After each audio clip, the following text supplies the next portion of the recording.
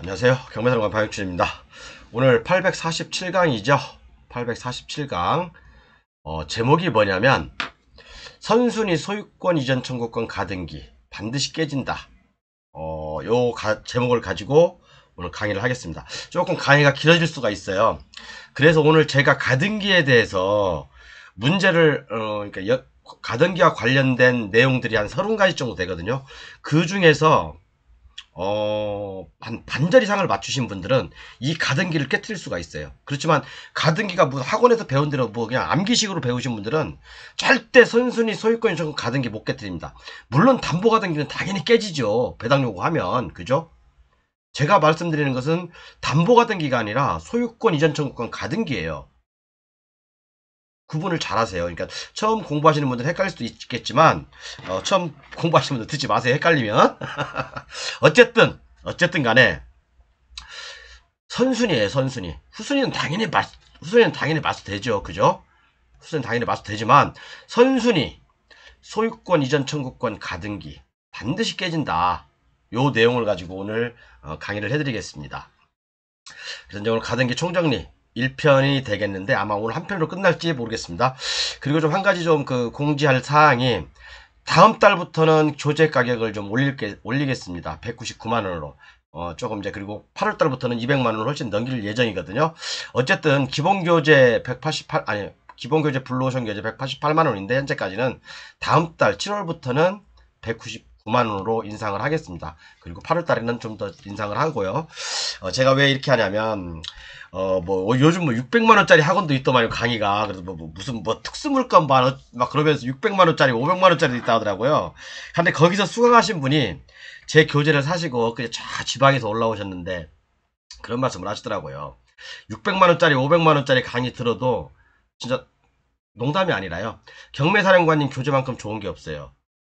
라고 말씀을 하세요. 그러면서 지금 사실은 제가 요 근래, 유튜브를 못 찍은 이유가, 한 15일 정도 됐거든요. 그런데 이제 계속 미팅이 잡혔어요. 사실은 좀 바빴습니다. 많이 바빴고, 우리 이제 그 교재 구매하신 분들하고 좀 미팅도 했었고, 또 이제 제가 얼마 전에 방송했던 선순위 임차권, 선순위 전세권, 선순위 대항력 있는 임차인 100% 깨진다. 라는 거 때문에 사실 문의하신 분도 많고, 사실 그 부분은 제가 이제 거의 공개를 안 했습니다. 거의 딱 한 분한테만 두 분한테만 제가 공개를 해드렸어요. 뭐 앞으로도 할 생각은 없지만 이제 안 해드립니다. 진짜로. 어쨌든 간에 오늘 이렇게 강의를 할 거고요. 교재 판매 내용은 뭐 이렇게 되고 있습니다. 이렇게 되고 있으니까 참고하시고요. 어쨌든 다음 달부터 또 8월 달부터는 대폭 인상을 할 예정입니다. 그리고 자, 제 교재를 보면서 말씀드릴게요. 자, 오늘 이게 847강이죠. 잠시만요. 좀 천천히 할게요. 847강. 선순위, 소유권, 이전권, 가능기 등기 발소 총정리해서 안 보면 후회할 수 있습니다. 그죠? 근데 여러분, 오늘 제가 강의하는 내용, 한 30가지 정도 질문을 여러분들한테 던지면서 말씀을 드릴 거예요. 이 안에 답이 있어요. 이 안에 답이 있어요. 물론 제 블루오션 교재하고 기본 교재에는 다 실려 있는데, 여러분들이 간과하고 지나가는 수가 있었을 거예요. 그렇기 때문에 모르는 거죠. 그죠? 그래서 제가 중요한 사항들은 이렇게 다 가려놨습니다. 아랫부분도 있지만. 자, 어쨌든 볼게요. 자, 우리가 선순위, 가등기, 말소 방법은, 그죠? 아까 조금 이따 설명하겠지만, 뭐, 통정 허위 표시를 우리가 증명해야 되고, 그죠? 통정 허위 표시에 의한, 이 문제점을 우리가 지적해야 되고, 아니면, 신의칙 위반이다? 아니면 사형이 취소다? 아니면 반사회적 법률행위다? 요런 거 가지고 취소할 수 있냐, 이거죠. 그런데 요것은 사실 해당 사항이 없고, 요 신의칙, 사형이 취소, 반사회적 법률행위는 선순위 소유권 청구 가등기를 말소하는 데는 관계가 없고요. 우리가 이제 할 수 있는 법은 통정 허위 표시를 우리가 증명하는 건데 이것도 쉽지가 않습니다, 여러분. 그죠? 입증 책임은 낙찰자에게 있어요. 또 그걸 깨려고 하는 사람에게 있어요. 그죠? 그렇기 때문에 통정 허위 표시를 원인으로 한, 그죠? 통정 허위 표시를 원인으로 소유권 이전 가등기를 깨기는 쉽진 않아요. 그죠? 그렇지만 경매사령관이 사용하는 방법 100건 중에 50건은 해결됩니다. 100건 중에 50%는 해결이 돼요. 그죠? 선순위 가처분도 이와 같은 논리로 얼마든지 깰 수 있거든요. 어쨌든 간에 소유권 선순위로 선순위로 소유권 신청권 가등기가 있는 것들은 얼마든지 깰 수 있습니다. 이게 바로 제 논리거든요. 이게요. 이걸 깰 수 있는 방법은 딱 몇 가지가 있는데 지금부터 조금 이따 이제 강의를 쭉 할 거예요. 그럼 이제 가장 확실한 방법은 이 경매사령관이 얘기하는 가로로 먹친 부분, 이걸 가지고 깨야 됩니다. 밑에 힌트가 다 있어요. 정답은 안 알려드릴 거예요. 정답은 안 알려드리니까 여러분들께서 제 강의를 오늘 듣다 보면 느낌이 오실 거예요. 그죠? 한번 보겠습니다. 자, 뭐 그래서 이제 어쨌든 제가 이제 민법에 관련된 거, 뭐 신의성실 민법 2조죠. 그다음 103조 반사회적 법률행위, 또는 104조 불공정한 법률행위, 또는 108조 통정허위 표시, 그죠? 또는 대법원 판례에 의한 사유행위 취소로서, 그죠? 이러한 법률과 판례로서 우리가 선순위 가짜로 해놓은 소유권이자 정권 가등기를 말소시킬 수 있냐? 쉽지 않다는 얘기죠. 쉽지 않아요. 패를 까봐야 하는 거예요. 그렇지만 패를 까보려면 낙찰을 받아야 될 거 아닙니까? 위험부담을 감수하고 여러분 낙찰 받으시겠습니까? 그렇지만 그 전 단계에서 얼마든지 요걸 통해서 확인해 볼 수 있는 방법이 있다는 얘기예요. 그러면 지금 소유권 신청권 가등기가 해서 200건 나와 있어요. 대부분 보통 한 250건 정도 지금 진행되고 있죠. 그죠? 그러면 이 중에서 100건은 다 깰 수 있습니다. 100건은 가장 깰 수 있어요. 자, 그래서 우리가 왜 선순위 소유권 신청권 가등기 지분경매에서 이게 문제가 되냐면, 이게 조금 이따 설명해 드릴게요. 자, 그래서 최근에 저희 블루오션 교재까지 구매하신 분이 1건, 2건, 그 다음에 3건, 4건, 5건을 해결한 사안이 있습니다. 이 사안이 있어요. 이 부분은 여러분들께 공개를 하지 않으려고 제가 이렇게 하얗게 먹칠을 했어요. 경매 물건도 먹칠을 했고요. 그리고 이제 중요한 내용들이 이렇게, 뭐 여러분들께 뭐 솔직히 죄송한 얘기지만 이런 걸 다 공개해 드릴 수는 없잖아요. 그죠? 공개될 수는 없어요. 그래서 이렇게 이 2페이지에 걸쳐서 제가 이렇게 다 정리했고, 요게 이제 저기인데 물건인데 제가 일부러 안 보이게 작게 줄여놨어요. 그죠? 아무리 유튜브로 여러분 캡처해서 보신다 해도 이거 못 보입니다. 안 보입니다, 이거. 옛날에는 제가 이렇게 하얗게 먹쳤는데 이제 그림을 화면을 이렇게 최대한 축소를 시켜놨어요. 2개를. 그죠? 그렇기 때문에 볼 수가 없습니다, 여러분. 볼 수가 없어요. 아무리 확대한다 하더라도. 그래서 이제 여기까지 이렇게 해놨고, 어쨌든 요거 이제 나중에 요것은 제가 나중에 추가로 이제 우리 교재 구매하신 분들에 한해서 제가 나중에 말씀드릴 거고, 이렇게 이제 낙찰 받은 거, 그리고 좀 깬 사례, 그 다음에 이제 뭐 그죠, 매각물건 명세서까지 이렇게 제가 다 첨부해놨습니다. 첨부해놨고, 여기서는 이제 깨는 과정을 상세하게 설명을 해놨고요. 그 다음에 이제 여기서부터 들어가 보겠습니다. 최근 사례는 다시 한번 말씀드리지만 공개하지 않겠습니다. 그렇지만 선순위, 잠시만요. 선순위 소유권 이전 청구 가등기 지금 현재 200건 이상이 진행되고 있는데 그 중에 100건은 다 깨집니다, 여러분. 돈 뭐 1억 2억은 쉽게 벌 수 있어요. 몇 천만 원은 쉽게 벌 수 있다니까요. 사실은 이걸 저쪽 부산에 계신 31살 제 교재 구매하신 분 31살의 블루오션 교재 대단하신 분이죠. 이분이 2건 했고, 또 제 구독자분들이 몇 건 했고, 지금 이런 상황이에요. 그죠? 여러분들만 겁나서 못 들어가고 못 하는 거예요. 해결책이 없으니까. 저는 이 31살 이분하고 통화를 하면서 대단하다는 생각이 들었어요. 제 교재 구매하신 지는 얼마 안 됐습니다. 그런데 벌써 이렇게 2건을 낙찰을 받았습니다. 선순위 소유권 신청권 가등기를 2건을 낙찰 받았다니까, 여러분. 여러분들하고는 게임이 안 돼요. 이분 경매 시작한 지 얼마 안 됐습니다. 다른데 학원 여기저기 기웃거려봤자 여러분 한번 그렇게 하세요. 자, 어쨌든 가등기에 대해서 볼게요. 자, 가등기를, 그죠? 소유권 이전 청구권 가등기에 기한 본등기 신청과 말소라고 제가 일단 여기다 적어놨습니다. 그러면 본등기 신청은 원칙은 공동신청이죠? 그죠? 원칙은 공동신청이에요. 가등기 설정자하고 가등기권자하고 원래 공동신청입니다.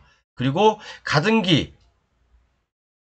권자가 통지와 승낙을 반드시 받아야 됩니다. 그리고 그러면 이때 등기 의무자는 누굽니까? 등기 의무자는 가등기 설정자, 가등기를 설정해준 사람이 등기 의무자죠. 그죠? 근데 이 가등기는 합의 말소도 가능하고 단독 말소도 가능합니다. 그죠? 합의 말소도 가능하고 단독 말소도 가능하다.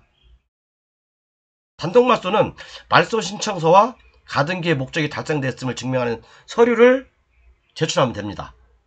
그죠? 서류를 제출하면 돼요. 그리고 우리가 이제 가등기를 푸는 데 있어서 이제 여기까지 이제 서론이고 여기서 1번 들어가거든요. 자, 가등기 소송에서 중요한 체크사항들이 있어요. 성립여건과 파괴 전략이라고 제가 얘기했는데 사실 이건 중요하죠. 굉장히 중요합니다. 이것도. 그죠? 이것은 패를 깠을 때 알아야 되는 내용이거든. 그죠? 자, 그러면 가등기 소송에서 중요한 체크사항이 뭐냐면요. 소유권 이전 청구권 보존 가등기는 그죠? 아래와 같은 사실이 입증돼야 돼요. 그죠? 매매 예약 체결 사실, 가등기 격려 사실, 그 다음에 매매 예약 완결 의사 표시가 도달한 사실.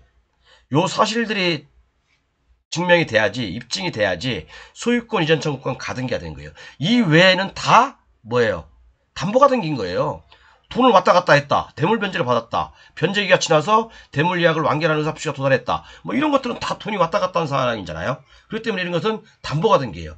중요한 것은 이 소유권 이전권 보존 가등기를 우리가 깨냐 못 깨냐 이거잖아요. 그죠? 깨냐 못 깨냐 이거잖아요. 소송에서는 이런 것을 증명해야 됩니다. 이게 아니면 나머지는 다 담보가 등기입니다. 이게 아니면 나머지는 다 담보가 등기다. 그렇게 다 깨지는 거죠. 이해 가셨죠? 자, 너무 이제 깊이 들어가면 또 머리 아프니까 여기까지만 할게요. 대법원 판례도 제가 하나 실어놨습니다. 자, 그래서 우리가 이제 지분경매와 역경매, 제가 이거 수없이 많이 설명드렸죠? 지분경매와 역경매. 요건 뭐 여러분들 제가 이제 수없이 많이 설명드렸으니까, 그죠? 물론 이 사람이 자기 지분에다가 일부를 가등기를 설정한다. 그럼 나는 그 반대로 뒤통수 치면 돼요. 나도 역시 똑같이 하면 돼요. 그러면 그게 뭐가 되겠습니까? 흙탕물 싸움밖에 안 되잖아요. 그 사람도 죽고 나도 죽는 거예요. 그러니까 이 역경매 치려고 이 가등기 하는 놈들이라고 할게요. 제가요. 이 작전하는 놈들은 그죠? 같이 돈 얼마 안 되니까 같이 뒤지는 거예요. 나만 죽는 게 아니라 지도 뒤지는 거거든요. 지가 싸게 낙찰 받으려고 이 짓거리를 하는 거 아닙니까? 그죠? 자, 우리가 다 알고, 여러분들 다 알고 있는 사실이죠. 그죠? 변론 종료일을 기준으로 해서 이 이후에 자기 지분에서 가등기를 하면 무효. 그죠? 이전에 가등기를 하면 유효가 되는 거잖아요. 그리고 그러면 이 새끼라 죄송합니다. 이놈이 가등기를 했어. 지 지분에 대해서. 그럼 낙찰을 받았을 겁니까? 경매사랑과에 낙찰을 받았어. 자, 경매사랑과에 낙찰을 받았습니다. 그런데 어차피 그러면 낙찰을 받으면 누가 어떻게 되는 겁니까? 낙찰자하고 경매사령관 낙찰받았으면 경매사령관하고 이 가등기권자 2명이 남겠죠. 그죠? 그러면 중요한 건 뭡니까 또 여기서? 그러면 경매사령관이 이 가등기권자를 상대로 해서 공유물 분할 청구를 신청할 수 있냐 이거죠. 신청을 하겠죠. 신청을 할 수 있어요. 그렇지만 이 가등기권자를 상대로 해서 본등기는 못 시킨다 이거예요. 본등기. 지가 하기 전까지는 못 하는 거예요. 그죠? 본등기해서 어차피 또 그럼 이 상태에서 경매를 넘기면 똑같은 상황 되는 거 아닙니까? 이거하고. 그죠? 경매 신청은 가능하죠. 그렇지만 이게 실질적으로 이 가등기가 본등기가 돼야 되는 거 아닙니까? 본등기가 돼야 되지 낙찰자가 완벽한 소유권을 취득하는 거 아닙니까? 이 상태에서 경매가 진행되면 또다시 낙찰자하고 가등기권자 이렇게 나가는 끝까지 가는 거잖아요. 그러니까 이런 좀 지저분한 이 가등기권자 있잖아요. 이런 것들, 이런 사람들 제발 좀 하지 마세요. 이딴 거 하지 마시고 경매사령관 만나면 뒤집니다. 여러분 다 깨져요. 그죠? 여러분들 통정허위 표시 이거 증명 못할 것 같습니까? 이 통정허위 표시에 대한 대법원 판례는 없어요. 물론 이제 아니다. 이 변론 종결일 이전에 한 것은 뭐 취소할 수 없고 이후한 것은 무효다라고 했지만 지방법원 판례 몇 가지가 있습니다. 여러분. 이 변론 종결일 이전에 했던 가등기도 소유권 가등기도 말소할 수 있다라는 지방법원 판례를 제가 제 교재에 실어놨습니다. 그죠? 요렇게 밑에 있구나. 요것도 몇 개 있어요. 그죠? 몇 개 있습니다. 그렇기 때문에 어쨌든 이렇게 이제 우리가 이제 지분 경매에서 지분을 쪼개기죠. 자기 지분을 쪼개서 가등기를 하는 거죠. 근데 여러분 낙찰을 받으면 제일 먼저 해야 되는 게 뭡니까? 내가 만약에 이제 이 경매를 낙찰을 받았어. 그러면 가등기가 없다라고 한다면요. 낙찰로 바로 공유자 전원에 대해서요. 처분금지 가처분을 해야 돼요. 그죠? 그렇지만 처분금지 가처분 하기 전에 또는 경매가 진행되기 전에 경매가 진행되는 과정에서 지 지분에 대해서 또 가등기가 되면 전에 이 변론 종결 전에 가등기를 하면 또 위험할 수가 있죠. 그렇기 때문에 낙찰을 받았으면 바로 이 지분권자 전체들에 대해서 처분금지 가처분을 해놓는 거예요. 왜? 공유물 분할을 원인으로 해서 처분금지 가처분을 해야 돼요. 근데 처분금지 가처분을 하기 전에 또 가등기를 하는 사람도 있어요. 그런 짓거리 좀 진짜 하지 말라고요, 여러분. 옛날에 뭐 이거 그 컨설팅에서 이런 것들 많이 했는데 제가 좀 말을 함부로 죄송합니다. 근데 저 이 가등기 작전하는 가등기만 보면 짜증이 나서 그래요, 진짜. 대도 안 하는 것 같고, 그죠? 그 몇 푼 더 벌겠다고 이렇게 사람들한테 속임수 주는 거잖아요. 어떻게 보면, 그죠? 자기 어머니한테 가등기 하는 사람도 있어요. 자기 어머니 앞으로 소유권 요청을 가등기 하는 사람도 있다니까요. 저는 좀 말이 안 된다고 진짜 확 그냥 진짜 아유 어머니가 아들 앞으로 가등기 해주면 상관없어. 뭐 그런 것도 그런 것보다 알지, 그죠? 이렇게 해서 이제 이렇게 가등기를 깨야 되는데 우리는 자 그래서 이제 이렇게 해서 이제 깨지는 거죠. 깰 수 있습니다. 가등기도 얼마든지 가등기 깰 수 있습니다. 그리고 이제 지방부분 판례는 제가 쭉 적어놨습니다. 그리고 이제 명의신탁과 가등기 제가 오늘 총 정리하는 날이니까 명의신탁과 가등기는 뭡니까? 무효예요, 유효예요, 이거? 명의신탁된 부동산에 대해서 원소유자가 가등기를 해놨어. 소유권 정보 가등기를 해놨어. 그죠? 혹시나 이 수탁자가 먹고 도망갈 수 있으니까. 톡깰 수 있으니까. 그죠? 가등기를 해놨을 수 있잖아요. 그죠? 그런데 여러분들 공부가 어정쩡된 사람들은 헷갈릴 수 있어요. 자, 두 개의 제가 판례를 비교해 드리겠습니다. 두 개의 판례를. 대법원 98년 12월 11일 판례하고 대법원 95년 12월 26일 판례. 연도가 다르죠? 연도가. 98년, 95년이죠. 자, 95년 판례는 뭐라고 되냐면 명의신탁자가 장차 소유권 청구권을 보존하기 위한 가등기를 경유 후 가등기와는 뭐 상관없이 소유권 연등기를 넘겨받는 경우 가등기에 기한 본등기 청구권이 혼동으로 소멸되는지 여부 이때는 적극이었어요. 혼동으로 소멸된다고 합니다. 95년도에는 혼동으로 소멸된다고 했습니다. 그죠? 그리고 자 98년도 대법원 판례는 뭐라고 나와 있냐면 부동산 실권리자 명의 등기에 관한 법률에 의한 유예 기간 내에 어쩌고저쩌고 명의신탁자는 또는 그 상속인이 명의수탁자에 대한 소유권 청구권을 보존하기 위한 경로에 둔 가등기 효력은 원인 무효라고 했잖아요. 여기는 95년도에는 유효, 98년도에는 무효. 왜 이런 그러니까 여러분들 공부를 혼자 하신다거나 아니면 어정쩡히 공부하시는 분들 학원 5, 6년 어정쩡하게 다니신 분들 이런 분들 이게 뭔 소리야 개소리야 어디서 들은 것은 무효라고 하는 것 같은데 또 다른 판례 읽어보면 유효래. 그죠? 이 부분이 왜 그러냐면 여러분 우리가 이제 이 가등기에 관한 부동산 실명법이 1995년 7월 1일에 시행됐어요. 부동산 실명법이. 그러니까 뭡니까? 그죠? 부동산 실명법의 주요 내용은 뭡니까? 명의신탁 약정 및 명의신탁에 의한 물권 변동은 무효로 한다. 그 내용이잖아요. 그죠? 명의신탁 약정 및 명의신탁에 의한 물권 변동은 무효로 한다. 그래서 이게 부동산 실명법이 명의신탁에 관해서 95년도에 시행됐기 때문에 그럼 95년도 이전에는 이때는 유효잖아요. 유효. 그렇지만 95년도 7월 1일 이후에는 무효잖아. 무효. 그죠? 그렇기 때문에 어차피 이것은 뭡니까? 그래서 나눠지는 거예요. 어차피 소급표가 있기 때문에 이건 있어요. 어쨌든 이건 그죠? 무효입니다. 지금부터는. 95년도 이후부터는 무조건 무효예요. 가등기는. 명의신탁과 가등기에 대해서는 무조건 무효입니다. 이해 가셨죠? 자, 어쨌든 그렇게 보시면 되고요. 자, 그리고 세 번째. 요걸 이제 우리가 좀 많이 좀 신경을 써야 되는 부분이 뭐냐면 가등기의 제척기간과 매매예약 완결권이라고 있어요. 여러분 제가 그러면 10년이 지나면 가등기는 다 소멸입니까? 아니에요, 여러분. 10년 이 기간이 여러분들 착각하고 있는 게 자, 가등기의 제척기간은 10년이에요. 10년. 그죠? 10년입니다. 왜 채권의 소멸시효가 10년이니까 민법에서 이해하가는 그죠? 자, 가등기 청구권의 소멸시효는 제척기간이 10년이다. 그러면 이 10년 동안에 내가 행사하지 않으면 매매 예약 완결권 그러니까 매매 예약을 했으니까 이때 매매 예약을 했을 거 아니에요. 그죠? 매매 예약을 했을 거 아닙니까? 매매 예약 완결권을 10년 이내에 내가 완결하겠다라고 10년 이내에 행사하지 않으면 10년이면 끝나지만 이 중간에도 매매 예약 완결을 내가 언제 하겠다라고 통지를 한다거나 이게 유통상으로 아니면 또는 구두로 또 문서상으로 남기면 더 좋겠죠. 그죠? 증거가 있어야 되니까. 자, 매매 예약 완결권을 행사하게 되면요. 이 완결권을 행사한 날로부터 다시 10년입니다. 그렇기 때문에 최장 20년까지 갈 수도 있는 거예요. 가등기가. 그죠? 10년이 지났다고 바로 끝나는 건 아니에요. 그죠? 그런데 우리가 이제 그 가등기 계약서에 매매 예약 완결권은 10년 이내로 행사하기로 한다. 이 계약일로부터. 이런 조항이 있을 수 있고요. 그죠?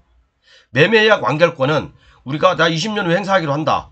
뭐 그렇게 넣을 수도 있어요. 아니면 매매 예약 완결권은 내 자식에게 상속하기로 한다. 뭐 그렇게 할 수도 있잖아요. 그죠? 영구 무한대의 매매 예약 완결권도 가능하다는 얘기예요. 그죠? 그래서 가등기의 제책 기간은 10년으로 보는 게 맞습니다. 그죠? 그리고 매매 예약 완결권도 형성권으로서 10년이에요. 이것도요. 10년. 이해 가시죠? 제가 그럼 판례 하나 읽어볼게요. 잘 드셔야 돼요. 여러분 가등기를 깨려면 제가 지금 30가지를 얘기하는데 30가지 중에서 몇 가지가 힌트가 있어요. 여러분들 그거 풀면 가등기는 100% 깹니다. 근데 이거 제척기간 매매 이야기 이건 아니에요. 이거 갖고 깨는 거 아니에요. 여러분 이거. 이것은 너도 알고 나도 알고 옆집 강아지도 아는 거예요. 그죠? 자 그러면 볼게요.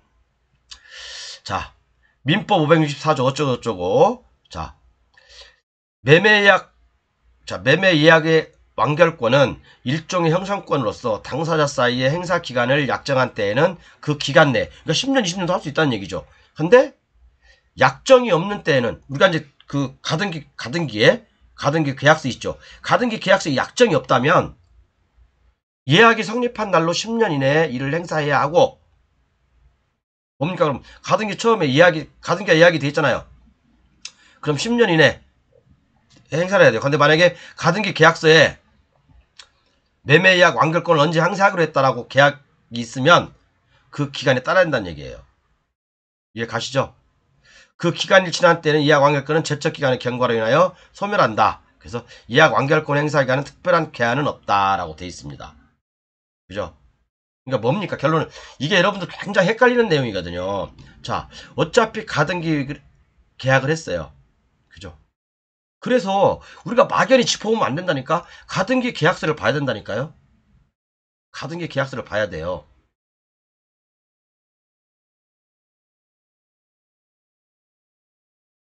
이해 가시죠? 자, 그럼 또 볼게요. 담보 가등기, 소유권 청구권 가등기의 소멸. 당연히 이건 뭐 알죠? 담보 가등기는 당연히 소멸이고, 그죠? 선순위 가등기권자가 배당 요구나 경매 청구를 하면 당연히 소멸이죠. 그 다음에 선순위 소유권 요청권 가등기 낙찰 시 대응 방법. 돈을 받을 수 있어요. 돈을 받을 수 있어요, 여러분들. 자, 그러면 제가 이것도 몇 가지 사안이 있는데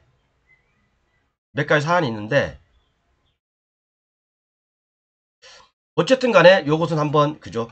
낙찰을 받았어. 근데 이게 진짜 소유권 요청권 가등기야. 가등기로 판결이 났어. 그럼 어떻게 할 건데? 나는 물론 그 배당받은 사람들을 통해서 그죠? 배당 이의소를 제기해서 내가 하자담보 책임을 물을 수 있죠.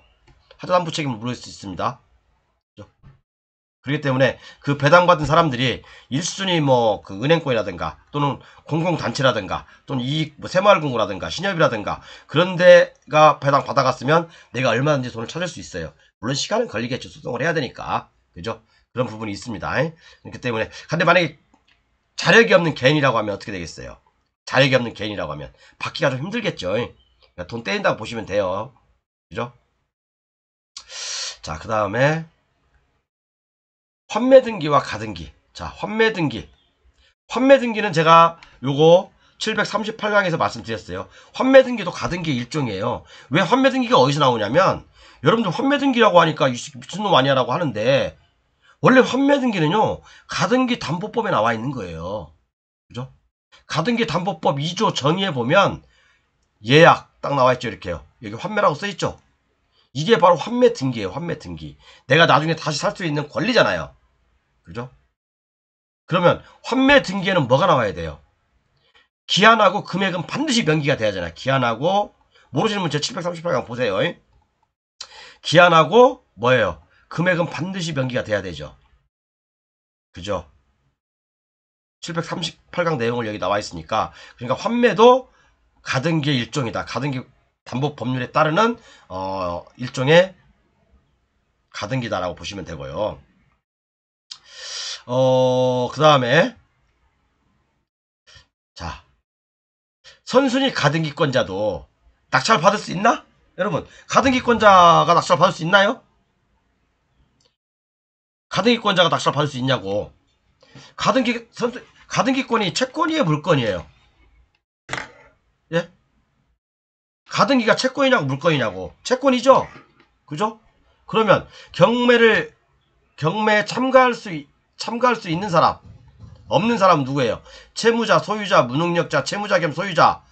그러면 재경매 어쩌고. 그러면 여기에 이 채권자가 포함됩니까? 채권자가 포함돼요? 채권이니까, 그죠? 그러니까 당연히 선순위 가등기권자도 낙찰에 경매에 참가할 수 있습니다. 이해 가시죠? 할 수 있다고요.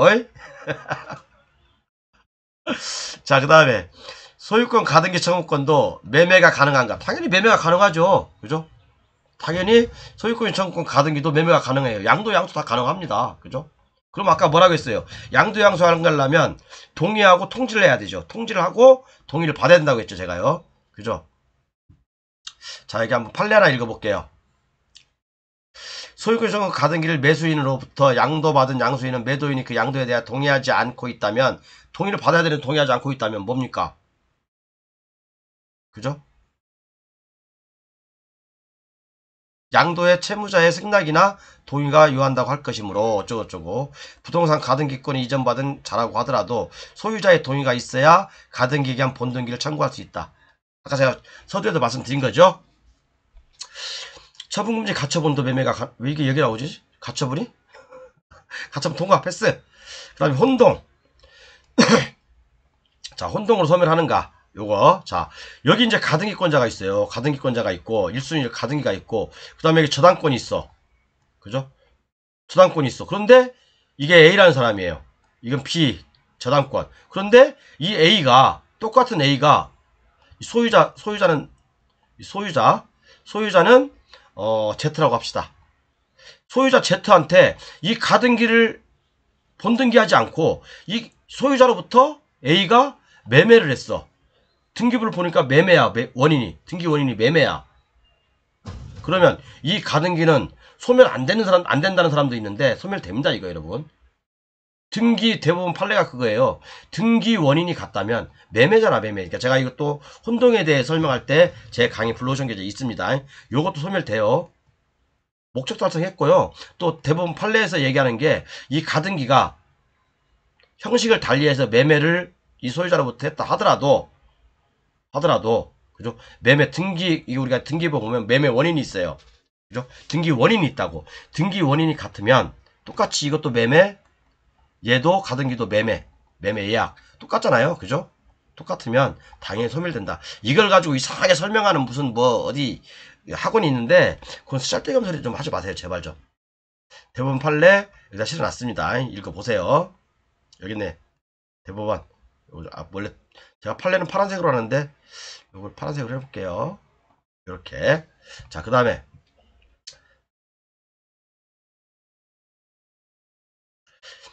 가등기에 대한 본등기 청구권 하고 또는 가등기와 환매등기의 차이점. 자, 어차피 이 가등기권자는 본등기를 누구한테 청구해야 돼요? 가등기권자는 본등기를 예서 이제 제가 설명해 드릴게요. 자, Z가 소유자야. 다시 말해서 가등기 설정자. 이 사람이 가등기 설정자죠. 그 다음에 가등기권자가 있어요. 가등기권자가 있어요. 그럼 이 가등기권자는 만약 소유자가 또 다시 Z에서 이 사람이 팔아먹어버렸어.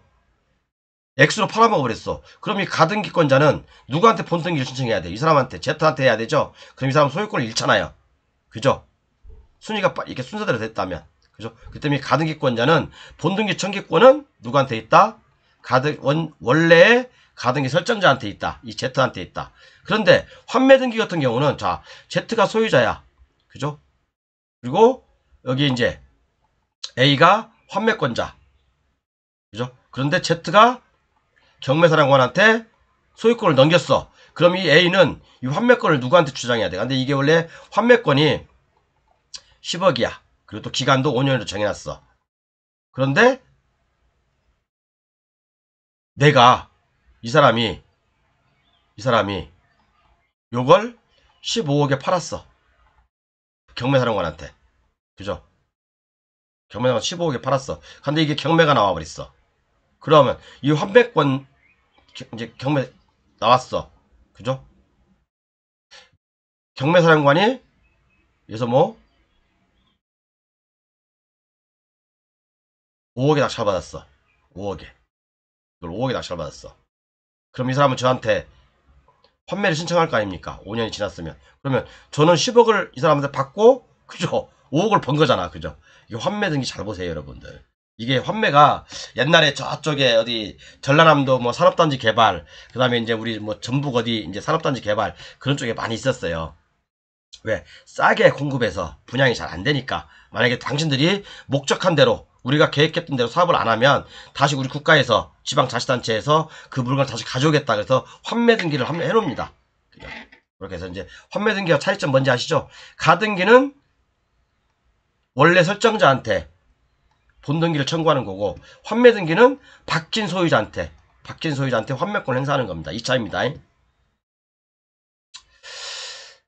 그 다음에 13번. 다 하려는 거는 벌써 30분 지났네? 그리고 제가 이제 가등기에 대해서 배당 요구 용어에 대해서 정리해드렸죠. 예를 들어서, 가등기권자가 신고서 제출. 그죠? 문건 송달내역에 보면, 그죠? 가등기권자 신고서 제출. 그러면 이게 배당 요구 한 거예요? 아니에요? 아니라고 했죠, 제가요.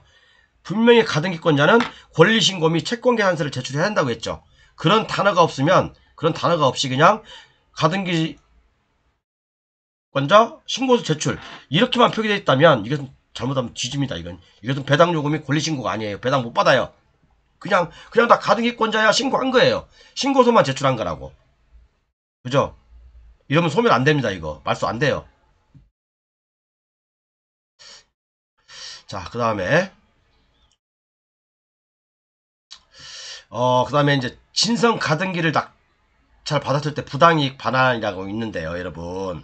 자, 여러분들 판례를 읽어보면 또 이제 이것도 제가 다시 한번 말씀드릴게요. 어정쩡하게 공부된 분들은 부당이득 반환 청구가 된다! 라고 하는 사람이 있어요. 이 사람은 중수긴 중수인데, 계하수 중수. 그러니까 설명만 많이 들은 거야, 어디서 설명만 많이 들은 사람. 부당이득 반환이 안 된다! 하자담보 책임을 물어야 된다. 라고 하는 사람은 진정한 고수, 진정한 법학 박사, 법학자입니다. 물론 우리가 머릿속으로 이해하는 단어들은 비슷하죠. 내용 결과는 똑같죠. 하지만 법률 용어가 틀리다는 얘기예요. 부당이득 반환은 안 되는 거예요. 그죠? 부당이득 반환은 안 된다. 대법원 판사님들이 판결한 거고 하자담보 책임은 유추 적용 가능하다. 그죠? 이렇게 나와 있는 거예요. 그리고 또 원인 무효인 소유권에 터잡아 강제 경매는 무효다. 그러니까 이것은 뭐 이제 제가 나중에 말씀드리겠지만 판례 있으니까 읽어보세요. 쉬워요. 그러니까 여러분들이 이 두 가지 갖고 굉장히 여기서 이제 학원 원장들도 짤데기 소리 하는 사람 많아요. 부당이득 반환 청구하면 된다라고 얘기하는데 강아지 풀 뜯어먹는 소리지. 하자 담보 책임을 물어서 배당 이의의 소를 제기해야 되는 거예요. 부당이득 반환 청구 안 됩니다, 여러분. 대법원 판사님들이 판결한 거예요. 그죠? 명의인 가등기에 의하여 부당이득 반환 청구는 안 된다. 그러니까 여러분들 공부할 때 이런 게 이제 굉장히 헷갈리는 거지. 이제 어떤 놈은 된다고 했다가 또 어떤 놈은 안 된다고 했다가, 그죠? 어떤 학원은 또 고소는 또 된다고 했다가. 그러니까 물론 결론은 똑같아요. 배당받은 사람한테 내가 물을 수 있어, 받을 수 있어. 그 내용은 똑같은데 용어가 틀리다는 얘기야. 용어가 어디 가서 무식한 얘기, 부당이득 반환 하지 마세요. 하자담보 책임입니다. 하자담보 책임. 그죠? 요 내용입니다. 그러니까 제가 요즘 헷갈리는 것들 많이 정리해드리죠. 그래야지 여러분들 경매가 쉬워져요. 경매가 쉬워집니다. 어저께 이제 목포에서 올라왔던 공무원이신데 그분이 이제 진짜 목포에서 올라오셨더라고요. 목포에서 올라오셔가지고 저랑 이제 점심 식사하면서 진짜 그분들 열정이 대단하시더라고요. 공부하시는데 진짜 한 몇천만 원을 들으시던 것 같아요. 저랑 옛날에 똑같더라고요. 옛날에 공부하신 지 오래되셨어요. 이제 그분하고 이제 담소 나누면서 공무원이신데 대단하시더라고요. 열정이 정말 큰 돈 버시겠더라고요. 자, 어쨌든 넘어가고요. 그 다음에 가등기와 법정지상권. 이런 얘기 처음 들어봐요, 여러분들. 이런 거? 가등기와 법정지상권 이런 얘기 처음 들어봐요? 이런 것도 모르면 개하수라니까요. 여기 내용 있으니까 읽어보세요. 여기 가등기 담보 등에 관한 법률, 그죠? 여기 법정지상권 있어요. 본등기 시 법정지상권 취득한다 라고 분명히 돼 있습니다. 가등기 시에 법정지상권 취득한 게 아니라 소유권 이전청권 가등기 시에 법정지상권 취득하는 게 아니라 소유권 이전청권 본등기와 동시에 법정지상권이 취득되는 겁니다. 그죠? 여러분 이것도 모르는 분 많아요. 그러니까 여러분들 가등기에 대해서 몇 가지는 알고 계신지 모르겠지만 제가 지금 15가지 했거든. 16가지 했거든요. 여기 지금 한 30가지 돼요. 근데 이거 다 알면 여러분들 고수라니까요. 가등기 50% 깰 수 있다니까요. 다 해결할 수 있다니까. 해결할 수 있어요. 자, 그 다음에 17번 지분도로에 선순위 가등기가 있는 경우 요것은 걱정 안 해도 된다고 했죠? 그죠? 지분도로에 선순위 가등기가 있는 경우 제가 일전에 사례를 말씀드리면서 설명해드렸습니다. 제가 불러준 게 있어요. 그 다음에 토지거래 허가구에 대해서 선순위 소유권 가등기 이건 뭡니까?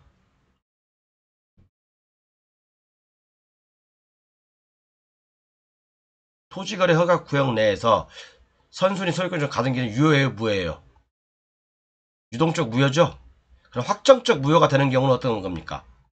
토지거래 허가를 받지 못한 경우는 확정적 무효가 되는 거죠. 그렇지만 토지거래 허가를 받았다. 그러면 유동적 무효인 거예요. 무효도 아니고 유효도 아니고 딱 중간에 있는 거예요. 그죠? 토지거래가 받으면 등기하면 유효가 되는 거고. 이해 가시죠? 그 다음에 가등기와 임차인이 있어요, 여러분들. 그죠? 가등기와 임차인. 이거 똑같은 거죠? 말소 기준 권리 후순위 가등기는 경매로 인해서 모두 소멸하죠? 그죠? 원칙은 소멸이죠, 후순위는. 그렇지만 소유권 가등기 후에 대항력을 취득한 상가 임차인, 대항력 취득 못하죠? 소유권 청구권 후에 보증금 인상분의 효력은 인정 안 되죠? 그죠? 공무원 분할 판결을 변론 종결 후에 가등기 설정한 권리자는 역시 말소되죠. 그죠? 그 다음에 법에 따른 신청 어쩌고저쩌고 몇 가지 있습니다. 가등기와 임차인 이것도 교재 보세요. 자, 그 다음에 그리고 참 자꾸 이제 교재 구매하신 분들 중에 이제 뭐 교재를 자꾸 뭐 이렇게 제가 할 때마다 보내달라고 하시는 분이 계시는데 제가 매일같이 다 못 보내드려요, 여러분. 제가 826강까지는 다 공통적으로 다 보내드리거든요. 그것만 좀 참고해 주십시오. 그 다음에 선순위 가등기 낙찰 시 처리 방법. 그죠? 처리 방법은 위에서 다 설명해드렸구나. 이건 다 설명해드렸죠? 자, 요거, 그죠? 20번, 그 다음에. 이것은 뭐, 후순위에 이제 그 금융권이 있다면, 도전도 해볼만 하죠. 그죠? 만약 팩 까가지고 이게 담보가등기다. 그러면 이제 그 양반은 이제 뭐, 바로 이제 아웃이죠. 그죠? 자. 아유, 이거 30분 이상 하니까 목이 새버렸네. 자, 그 다음에 거의 다 왔습니다. 22번째.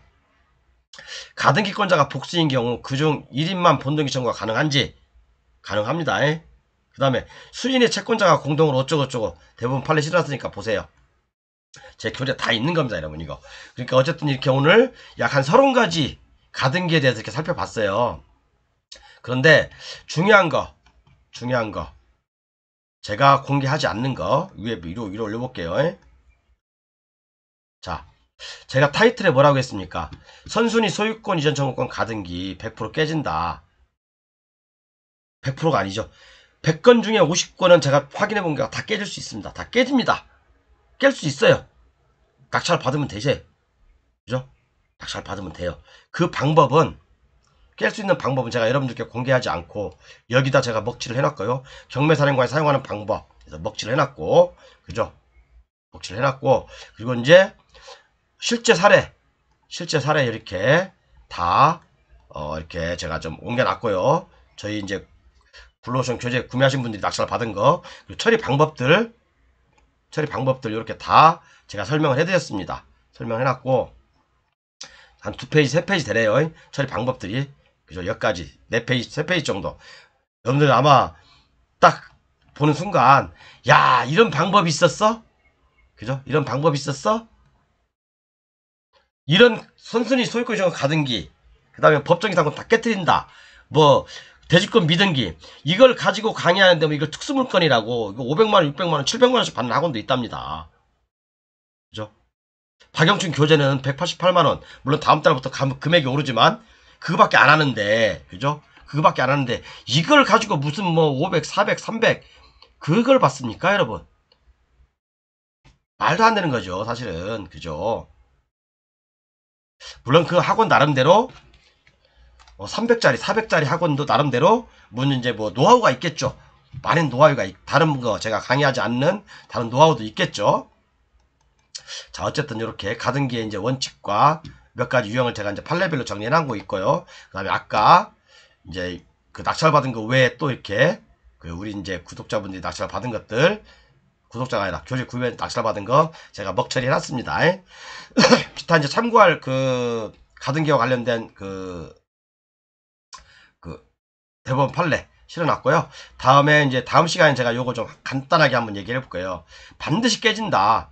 선순위 전세권, 선순위 임차권, 대항력인 임차인, 그 다음에 법정지상권, 선순위 소유권 이전권 가등기, 대지권 미등기, 그 다음에 민법 외 토지공법에 대한 정리는 다음 시간에 해드릴 거고요. 그 다음에 빌라왕 탕생도 제가 말씀드렸고 요 부분에 대해서 제가 다음 시간에는 좀 횡설수설 한번 해보겠습니다. 여러분 요 부분 가지고 자 오늘 고생하셨습니다. 감사합니다.